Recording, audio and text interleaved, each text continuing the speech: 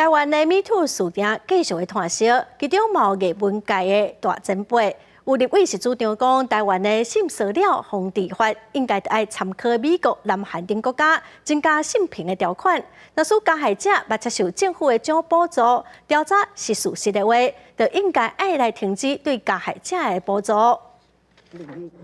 2021年底，国家军的奖得主萨科刘巴瓦瓦隆爆发性平争议，去年互提起公诉。也那最近台湾MeToo的事件一直爆发，亲像这款呢，伫个艺文领域有出条表现的人，互控诉有性骚扰、性侵害的事件，不三时会听到。萨古流他有被这个民众检举，就是说他有性骚扰的一些记录，但是因为没有相对应的一些法条，所以导致说呢，其实这个没有办法即刻的从这个北美馆撤展。 最希望保障的就是一种创作上的自由，当然也包括情欲表达的自由。那这个背书，如果说让他们拿去做这种性骚性侵的借口的话，国家等于是进入了一个共犯结构。部分性骚扰的加害人要得到政府的奖补助，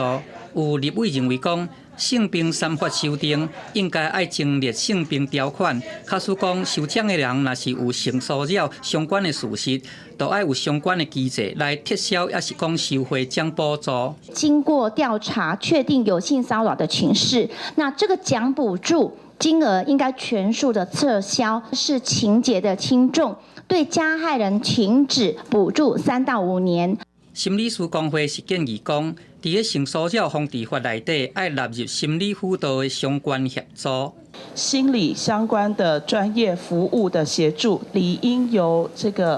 我们政府这边来讨论，是不是可以给他们有更好的一些协助。修正法案呢，目前进行的相当的顺利，一定会在这一个星期四的院会呢，就来顺利通过送到立法院呢来审议。行政院长陈建仁指出。 估计要伫个13个院会会通过，送到立法院临时会处理，希望会当来建立有效、会当胜任的防治机制，保护被害者，并且有效来挺解加害者。